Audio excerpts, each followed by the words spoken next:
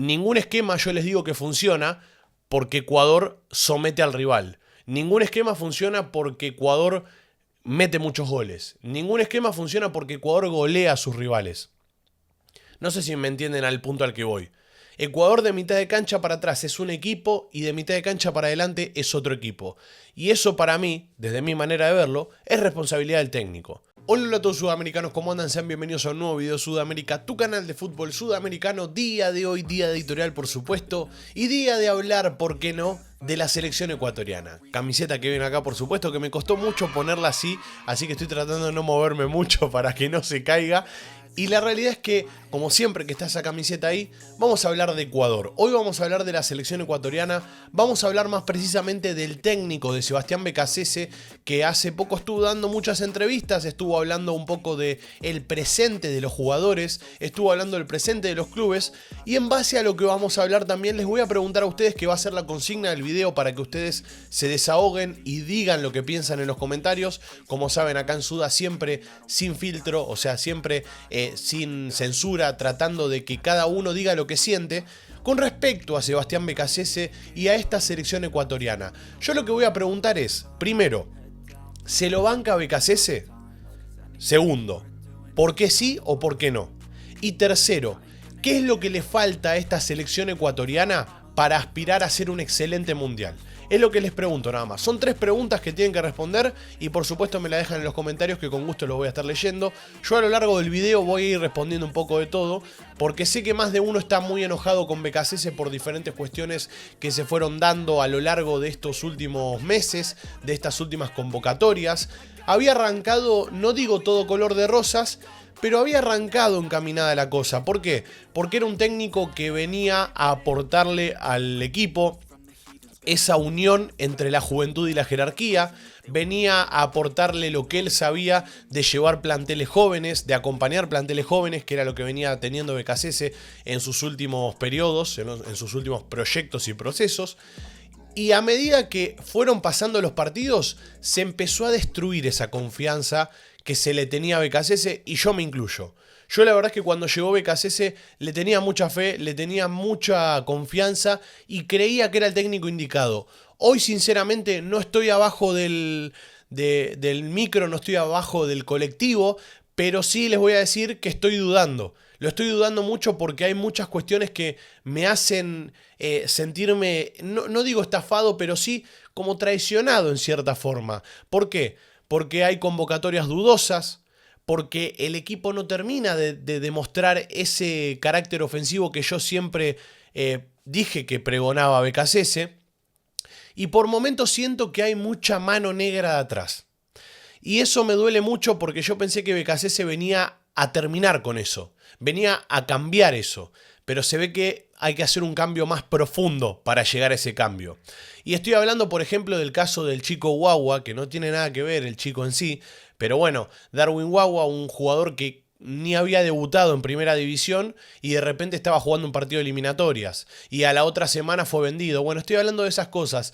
Esas cuestiones fueron las que a mí por lo menos me terminaron de decantar en decir, che loco, ojo que acá hay cosas raras. Entonces, siguiendo con el video, vamos a escuchar a Sebastián Beccacece y sobre el final del video les voy a dar mi resumen, mi análisis final con respecto a esta situación de Ecuador. Dicho eso, le vamos a dar play. ¿Tienes ya definida la base del plantel que llevarás al Mundial o hay margen para la sorpresa según lo que pase de aquí hasta allá? El fútbol es presente y el fútbol te enseña que es muy importante vivirlo día a día. Después siempre tenemos una base importante, que es la que más o menos venimos consolidando fecha tras fecha, de unos 16, 17, 18 futbolistas, y siempre el resto, que puede ser entre 23 y 26, van ido rotando. Así que a partir de ahí creo que tenemos una muy linda base y siempre con la búsqueda del día a día de lo que va dejando el fútbol, porque un año en el fútbol es mucho tiempo, ¿no? Totalmente de acuerdo. Acá le voy a dar la derecha a Beccacece en el sentido de que la base de los futbolistas de Ecuador ya hace mucho tiempo viene siendo la misma. El 11 inicial es casi el mismo también, porque tenés a Galíndez en el arco, porque lo tenés por la banda izquierda, por la banda derecha hoy en día a Joel Ordóñez, aportando en esa posición de 4 que Ángelo Preciado dejó muchas dudas. Bueno, Joel Ordóñez la realidad es que lo está haciendo muy bien, si bien no es un lateral con mucha proyección al ataque, hay que decir que cubre muy bien ese espacio y además le permite que se suelte más a Pervis. Pero bueno, vamos al grano. Lo tenés a Pacho, lo tenés a Hincapié, lo tenés a Pervis Estupiñán, tenés a Caicedo, a Alan Franco en la mitad de la cancha, Pedrito Vite, en el ataque Gonzalo Plata, Ener Valencia y Yeboah, a veces juega Laminda, pero ahí ya por ejemplo tenés una base de 12 jugadores que les nombré y son 5 jugadores más que están también en esa base, que podés, qué sé yo, agregar a Kevin Rodríguez, que también casi siempre está convocado. No sé a quién más podrías agregar. Podrías agregar a Jeremy Sarmiento, a Kendry Páez. Podrías agregar, hoy en día creo yo que lo está convocando últimamente a Jackson Méndez o a mismo Carlos Grueso, jugadores que vienen siendo de la partida en los últimos tiempos y que son parte, como les digo, de esa base de 18, 17 jugadores que están siempre. Bueno, Félix Torres también en la zona defensiva, lo tenés siempre, Ángelo Preciado también es parte. Me parece que la base está clara, que está, obviamente, está ahí, está a la vista, y la mayoría de esos jugadores se merecen estar en esa convocatoria. Lo que está faltando, y es en lo que está en deuda justamente BKCS, es con esos 6 jugadores restantes. Con esos 6, 7, 8 jugadores restantes que son. Porque en esos 8 jugadores casi siempre termina convocando jugadores que no utiliza o que hace sobrepoblación o superpoblación, no sé cómo quieran llamarlo ustedes, en una posición. Es decir, convoca, por ejemplo, 3 laterales izquierdos y un lateral derecho. Ese desbalance que hace es lo que permite, lo que hace que la gente empiece a criticar y que la gente dude, porque está perfecto eso. No tiene que llevar 3 y 1, tiene que llevar 2 y 2. No puedes llevar solo a Ener Valencia de 9. Necesitas llevar una alternativa. Y no lo lleves a Campana si está lesionado. A esas cosas voy cuando les digo que me duele porque yo confiaba mucho en BKCS. Igual, sobre final les voy a dar mi punto de vista. Quédense. Considerando que ya tienen el boleto, ¿habrá rotaciones en septiembre? No, la verdad que considero que cada partido que enfrentemos lo vamos a hacer con la mirada puesta en la Copa del Mundo, y cada decisión que se tome va a ser pensando en eso. Así que en ese sentido pondremos siempre lo mejor que creemos conveniente para cada juego, ¿no? Bueno, acá te está dando a entender un poco que no va a convocar jugadores que no son tan habituales y que quizás no estén haciendo actuaciones descollantes. Acá, ¿a qué me refiero? Que no va a estar, por ejemplo, Parrales, no sé quién más puede ser que no esté, no va a estar ni un Justin Cuero, ni un delantero así que quizás esté dando esas actuaciones como para poder estar en la selección, de merecer tener una oportunidad, pero parece que BKCS no los va a tener en cuenta en ese sentido. Veremos si convoca a alguno de los juveniles de las inferiores, de la sub-20 o de la sub-17, para que pueda hacer un poco de experiencia, como puede ser el caso de Riquelme Angulo, gran delantero que tiene Independiente del Valle, o jugadores así que los hemos visto en las inferiores y que tranquilamente pueden tener una oportunidad en la selección. Pero bueno, vamos a ver qué va a terminar haciendo BKCS. A mí me intriga mucho saber cómo va a armar la lista de cara a la siguiente doble fecha de eliminatorias, porque desde mi manera de verlo va a ser una de las últimas veces que va a tener chances para ver jugadores de cara al Mundial. Después, llegando más al Mundial, puede ser que aparezca alguna sorpresa, todo es posible, ustedes saben cómo es. Pero a mí me parece que para llevar a un jugador al Mundial debe ser probado previamente. Después, como les digo, puede haber sorpresas, pero me parece a mí que debes probar y este es el momento. Ecuador ya está clasificada, Ecuador ya está relajada, tiene 2 partidos complicadísimos porque juega contra Paraguay y porque juega contra Argentina, pero son 2 partidos en los que podés probar también, porque yo creo que Argentina va a probar y que Paraguay, bueno, en ese caso se va a jugar una final contra Ecuador para poder clasificarse ya al Mundial. Pero me parece que son 2 partidos en los que son pruebas de fuego y ahí tenés que ver qué jugadores están a la altura. En el sentido de esta prueba que les menciono, porque el 11 titular ya lo tenés. ¿Qué importancia le das al trabajo psicológico de cara a un torneo que tiene tanta presión? En este caso ya obviamente les quedan 2 fechas y ustedes tienen el boleto, pero pensando ya en el Mundial. todo lo que tiene que ver con la expectativa ajena, siempre en el deporte de élite es importante conversarlo, hablarlo, tratarlo, pero considero que el gran antídoto para todo eso es tener un equipo que funcione, que tenga respuesta ante las diferentes situaciones que se van presentando, que esas herramientas que vamos ofreciendo, que ellos mismos poseen, se pongan al servicio cuando sea necesario, y eso me parece que calma cualquier tipo de situación externa, ¿no? Estoy convencido que el trabajo es más de adentro hacia afuera, que lo que pueda recibir uno desde afuera. Y bueno, trabajar en ese interior, en esa intimidad, trabajar hacia adentro en el equipo, seguir construyendo esta familia, seguir afianzando vínculos, seguir teniendo claridad conceptual para convivir con diferentes momentos del juego, me parece que terminan siendo la respuesta a la pregunta que vos me hacías, ¿no?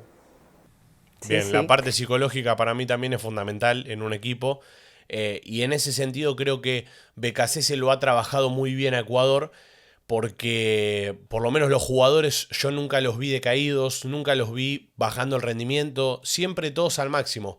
Pero lo que les digo siempre, si hay algo en lo que está en deuda esta selección ecuatoriana, o mejor dicho, en este caso el entrenador, es en esa identidad que sigue pidiendo el ecuatoriano y que yo le voy a bancar a muerte, que es la idea de ser protagonista en todas las canchas. Ecuador fue a Montevideo y como que jugó en cierta forma, porque hay una realidad, y es que Ecuador a todos lados donde va no pasa vergüenza. No es que va y merece perder. Porque si te pones a analizar los partidos de las eliminatorias, en 2 o 3 partidos con suerte Ecuador habrá merecido aunque sea perder por 1-0. Pero en la mayoría siempre se mantiene palo a palo. Y después por momentos se hace aburrido el partido porque Ecuador defiende muy bien, pero le falta esa cuota goleadora en el ataque. Pero a lo que voy, vas a Montevideo, jugás un partido normal y te sigue faltando esa estocada final, esa puntada final. Te sigue faltando. Y uno se pregunta en qué está fallando. Bueno, en lo que está fallando hoy en día la selección ecuatoriana es en la creación de mitad de cancha en adelante. Crea poco, genera poco, y lo poco que genera dependés de que le caiga a Ener Valencia, porque si no le cae a Ener Valencia terminan en remates desviados, a veces pelotas al arquero, pelotas al palo. Entonces, ¿qué necesitas? Necesitas primero una alternativa para el 9, porque se lesiona Ener Valencia y lo cierto es que hoy Ecuador no tiene delantero. Y después necesitas un armador ahí arriba, un Kendry Páez, que hoy en día Kendry Páez está pasando por un momento en el que está en medio ahí como flotando, podemos decir, porque la realidad es que ya está en el fútbol europeo, se va a sentar dentro de poco, obviamente, vamos a ver en dónde le termina cayendo la moneda para jugar, vamos a ver dónde le va a tocar jugar, pero está pasando por un momento de adaptación. Kendry Páez bajó bastante su rendimiento en estos últimos meses, entonces necesita recuperarlo. Pero a lo que voy es que necesitas un Kendry Páez, necesitas un armador que esté delante de Moisés Caicedo. Pedro Vite lo hace muy bien, sí, pero no tiene ese pase filtrado que sí tienen otros jugadores. ¿Y qué aspectos está? Pedro Vite es más del mediocampo que de la parte ofensiva. A ese punto quiero llegar. Vos hoy en día tenés 3 mediocampistas que son Caicedo, Alan Franco y Pedro Vite, que son muy buenos para el trabajo del mediocampo. Corren, meten, recuperan, pasan, hacen todo muy bien, pero te está faltando ese mago, esa magia en 3/4 de cancha, que hoy en día no la tiene. Ese mejor momento de Junior Sornosa, por ejemplo, ese mejor momento de Ángel Mena, a esos jugadores voy. A ese tipo de futbolistas, a los armadores. ¿Tácticos te gustaría pulir o incorporar en estos meses previos al Mundial? A ver qué hice. Fundamental esto, ¿eh? Bueno, eso es algo atrapante y muy nutritivo también, porque cada rival te pide algo diferente. Hemos optado por línea de 3 o 5, hemos jugado con línea de 4, hemos jugado con 2 puntas por dentro, hemos jugado con un solo punta y con 2 wings. Hemos ya mostrado una variable de juego que hace que seamos bastante flexibles y que podamos convivir con lo que creemos necesario, ¿no? A partir de lo que venga, seguramente te decía, esta información de los amistosos, más estos 2 partidos, nos van a seguir brindando todo tipo de experiencia que seguramente será muy, pero muy nutritiva para para llegar al Mundial con mayor información. Siempre está lindo poder vivir eso, resolverlo, y si hay algo que no se pueda resolver es bueno también tener algún tipo de incomodidad para ver cómo el equipo resuelve en la adversidad, resuelve en los momentos que por ahí no son de dominio. Entonces, o sí, también en esos momentos que son dominantes, ver si puede ser constante o cede al dominio. Entonces, siempre la estrategia y la táctica es algo muy interesante que cada juego hay que ir validándolo, ¿no? ¿Dónde te gustaría? En ese sentido tiene un amplio sistema táctico BKSS, pero el tema es lo que les digo siempre y lo que mencioné hace un rato y lo voy a seguir mencionando, y es que la selección ecuatoriana puede jugar mejor de lo que juega. Entonces siempre va a estar en deuda el sistema táctico o lo que ponga en cancha, lo que haga en cancha. La línea de 3 funciona muy bien porque Ecuador no recibe goles, la línea de 5 funciona bien porque Ecuador no recibe goles, la línea de 4 y 4-4-2 funciona bien porque Ecuador no recibe goles. Fíjense, estos tres esquemas que les mencioné, los tres funcionan ¿por qué? Porque Ecuador no recibe goles. Pero ningún esquema yo les digo que funciona porque Ecuador somete al rival. Ningún esquema funciona porque Ecuador mete muchos goles. Ningún esquema funciona porque Ecuador golea a sus rivales. No sé si me entienden al punto al que voy. Ecuador de mitad de cancha para atrás es un equipo y de mitad de cancha para adelante es otro equipo. Y eso para mí, desde mi manera de verlo, es responsabilidad del técnico. Porque el técnico, el buen funcionamiento de la parte defensiva lo mantuvo, que fue pulido por Alfaro, lo siguió Sánchez Vaz, y los mismos jugadores son los que te mantienen esa base, porque Pacho está en un momento extraordinario, Hincapié también, Pervis también, Ordóñez lo mismo, y al que le toque jugar está a la altura. Y de mitad de cancha en adelante es culpa del entrenador también, porque no está mejorando en esa parte ofensiva y no está buscando alternativas. No está buscando una alternativa para Ener, no está buscando una alternativa para Plata, no está buscando una alternativa para Kendry Páez en esos 3/4 de cancha. No hay alternativas hoy en día. O mejor dicho, sí las hay, pero el entrenador no está queriendo verlas quizás. ¿Que Ecuador jugar en el Mundial? No, a donde toque. La verdad que en ese sentido la vida me ha enseñado a entender y a comprender que lo que toca es lo que corresponde y aceptar eso. Y bueno, disfrutar de que es una competencia única, maravillosa. Me ha tocado estar en 2 mundiales anteriormente y realmente la energía con la que se vive y con la que se siente, todo el mundo al servicio del fútbol, que es un deporte que termina siendo muy inclusivo y que une.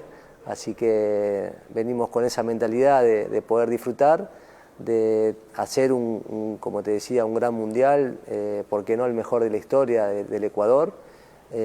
Con esa fe, con esa convicción, pero también con esa humildad y esa cautela que hay que tener, porque bueno, siempre digo, Ecuador no tiene la obligación.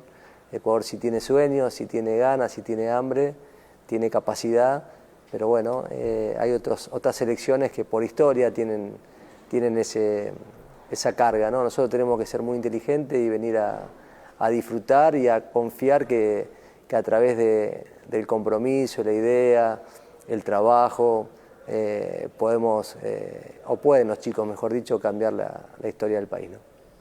Muy bien, la verdad me encantó y es una muy buena frase como para terminar el video por acá. Ecuador no tiene la obligación, sí tiene la convicción, sí tiene las ganas, sí tiene esa sangre y ese ímpetu para lograrlo. ¿A qué me refiero con esto? Que Ecuador obviamente no está obligado a ser campeón del mundo. Eso denlo por descartado. Una selección que le cuesta mucho pasar a octavo de final, claramente no está obligada a ser campeona del mundo. Pero desde mi manera de verlo, el equipo en sí, el plantel y toda la situación, todo este contexto en el que Moisés Caicedo es el mejor 5 del mundo, que Pacho es el mejor central del mundo, que tenés a Hincapié también que juega una locura y es uno de los mejores de Europa, todas esas cosas te van llevando a entusiasmarte y a tener esa ambición de decir, ¿y por qué no? ¿Y por qué no pensar que podemos llegar a instancias finales? ¿Por qué no pensar que podemos pisar las semifinales, por ejemplo? Bueno, por supuesto, están todos en todo su derecho de tener esa fe y esa esperanza, y yo creo que Ecuador tiene con qué. pero va a depender mucho de este señor que vimos recién. Va a depender mucho de cómo arme la lista, va a depender mucho de cómo llegue en cuanto a lo futbolístico Ecuador también, va a depender de muchos aspectos.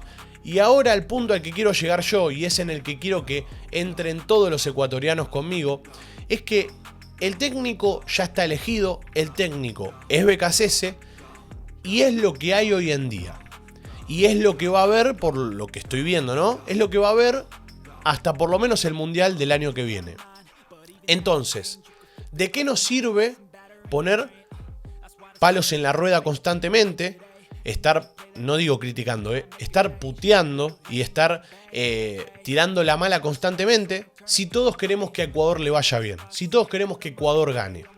¿Qué es lo mejor que se puede hacer ahora? Acompañar, empujar, apoyar, tirar buena vibra, tirar positivismo, sin dejar de lado el ser crítico constructivo. Y la crítica constructiva me refiero a decir, che, Beccacece me parece que está haciendo mal esto, esto y esto. No decir, Beccacece es un pelotudo porque... No sé si me entienden al punto al que quiero llegar. Me parece que hoy en día, estando en un momento previo a un mundial, que ya es... falta un año, no falta nada casi. Se van a ver que hacen así y vamos a estar directamente en el mundial. Estando en un momento tan cercano, me parece que es un momento para disfrutar y para acompañar justamente. Después los resultados acompañarán o no, y en base a eso veremos si hay más críticas que elogios. Pero lo importante es no desviarse del objetivo, y Ecuador debe hacer un mundial pasando los cuartos de final. Mínimo cuartos de final. El piso de Ecuador tiene que ser los cuartos de final. Es lo único que voy a decir. Para mí el piso de Ecuador es ese, y el objetivo tiene que ser ese. Después, a medida que vayan pasando las rondas, y bueno, será ganancia, será profit, como se le dice. Pero mientras tanto, el objetivo tiene que ser claro, todos juntos, todos mentalizados ecuatorianos, apoyando a esa querida camiseta que tienen ahí, que encima es la número 23, la del mejor jugador de todos, lejos. Y bueno, tienen que bancar y apoyar, es así. Dicho eso, espero que les haya gustado mucho el video del día de hoy. Como siempre, suscríbanse, activen la campanita, déjenme su opinión en los comentarios como les pedí, y nos estaremos viendo en el siguiente video. Ahora sí, chao, chao.